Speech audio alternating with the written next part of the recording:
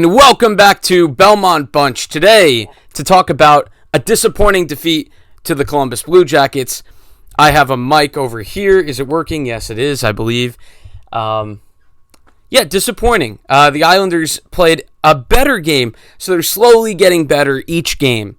And the Islanders in the first period, not super impressive, but better in terms of structure and defensively. Not as many chances given away. Sorokin looking very efficient with his movement. He had one very nice glove save where it was side to side, but he didn't overdo the push and was able to get that left-handed catching glove up that was going far post. So good job there. Something I noticed and would notice very obviously later on, Cole Sillinger was excellent. He was really impressive. A nice goal for him, but we'll get to that. He was just very effective against the Islanders the whole night. A lot of penalties in this one. The Islanders are going to want to clean that up, obviously. The PK looked generally good. You're just giving too many opportunities. Cizikas is somebody I thought had a really bad night. Had two penalties. One in the offensive zone, I think one in the neutral zone. So that's not great. And one of those ends up going in your net. That's the Jenner deflection. But let's talk about, I guess, the Mayfield goal first. Mayfield, a nice pinch offensively. Just throws a backhander towards the net. Gets very fortunate that it hits off a Columbus stick or skate and goes in. And the Islanders are up 1-0, but you can't really, it's the cliche. Good things happen when you get pucks to the net. Good things also happen when the defense steps up on a team that, offensively isn't as gifted as some other teams and kind of needs the defense to come up and join the attack. So Islanders get the 1-0 lead there. They almost got through the rest of the period. They played an excellent second period. It was, very, a lot of pucks to the net. They even had some power plays, even though they still haven't scored a power play goal. They did. Wallstrom got one a couple games ago, but they didn't tonight. And the power play looked generally better. More pucks to the net. Barzal was shooting a lot tonight. Wallstrom was shooting a lot tonight. Wallstrom continues to be probably the best forward out there so far. Josh Bailey, still not great looking on the power play. Had some PK time tonight. Right now, I feel like you got to drop him to the third and put Wallstrom up. And, because the second line needs a jump start. And I think Wallstrom could give that. What else do we have? So we had the Jenner goal that I talked about. It's off of a stupid penalty by the Islanders by Cizikas.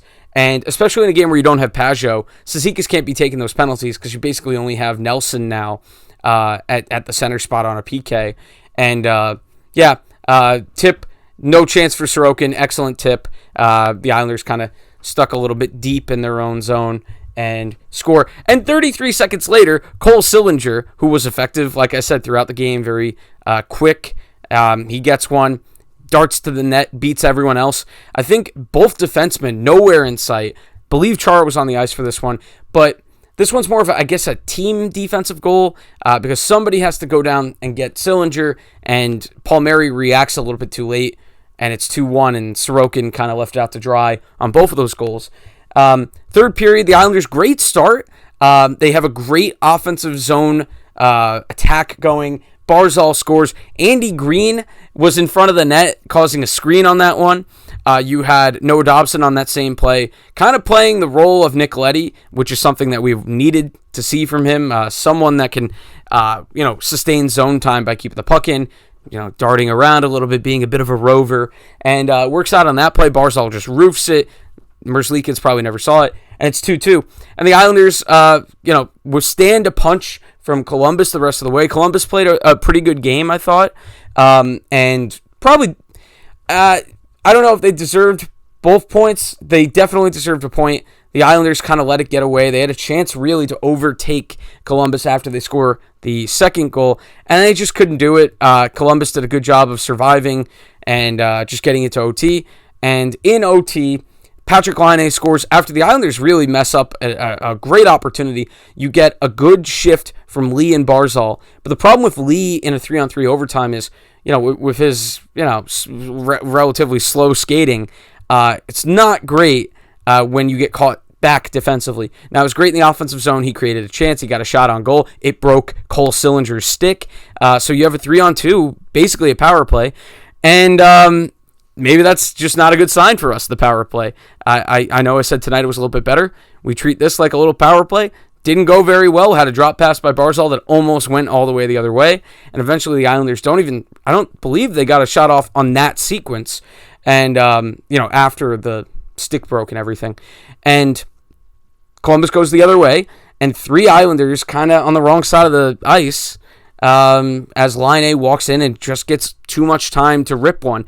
And Anders Lee is the one that will look like the guilty party because he's the one on Line A. But no help from the 2 other players on the ice. I think Barzal was one of them.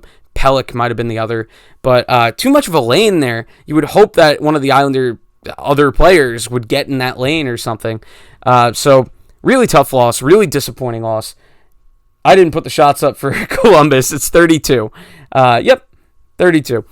So very disappointing loss. I know I said on the podcast last night that came out yesterday that I thought we probably needed to win this and the Arizona game. Not, needed too early in the season, but you would want to win both of those. A point is something. They are looking better, but they're still searching for a little bit more consistency. The lines still got jumbled tonight. No problem with that. They're trying to find out what's going to work. I'm telling you, Wahlstrom on the second line and Bailey to the third, I think kind of has to happen at this point until Bailey wakes up. So anything else? Sorokin played well again. Anything else? That's about it. Yeah. So it'll be nice to get Pajot back. Oh, Kiefer Bellows just can't skate. I know he beat out that one icing, and I mean, we didn't get the call, but he did beat that out. But I noticed another 2-on-1, kind of like the breakaway the other night, where he couldn't get separation. It just doesn't really have the legs. It's just not good enough right now, and I'm kind of at the point where if they waived him, because I think he'd have to go through waivers to go back to Bridgeport. I don't know if anybody would take him, and if they did, it's kind of like, all right. I think Richard Panik probably deserves to be the extra up at the NHL level. But we'll see. We'll see maybe if Panik gets going in the minors, if something happens. Bellows was only his ice time was probably under 10 minutes tonight, so not a great sign for him. They just can't find a sequence that is useful for a guy that skates like he's in sand. So that's something. All right. So we'll see you again Saturday night, maybe Sunday morning for that one. I think James is going to be coming over for a watch party for that one. Not that you need to know my plans.